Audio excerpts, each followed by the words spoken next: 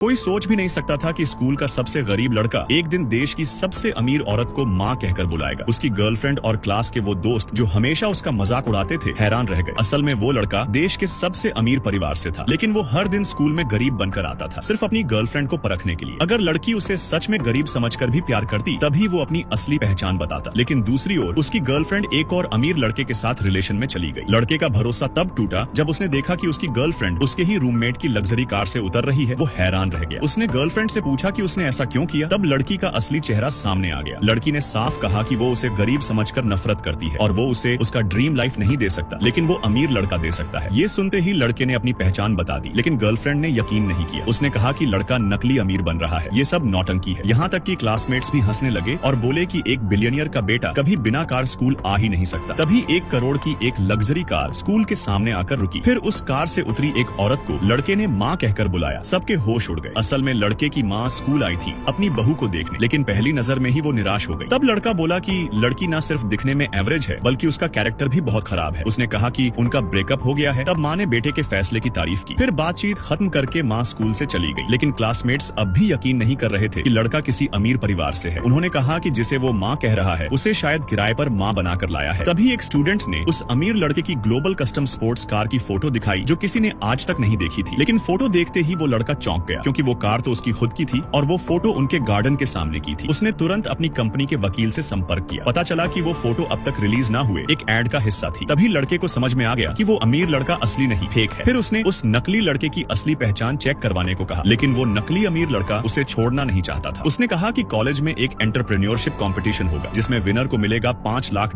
का इनाम। उसने उस लड़के को चैलेंज दिया हिस्सा लेने का। लड़का तुरंत मान गया। शर्त थी कि अगर वो हार गया तो सबके सामने घुटनों पर बैठकर माफी मांगनी होगी और स्कूल हमेशा के लिए छोड़ना होगा। लेकिन लड़के को पहले से पता था कि उस लड़के की असलियत क्या है। वो था ऐसा इंसान जिसे उसका परिवार फाइनेंशियल हेल्प देता था, लेकिन वो उस हेल्प का गलत इस्तेमाल करता था और लड़के की पहचान चुराकर स्कूल में अमीर बनकर घूमता था।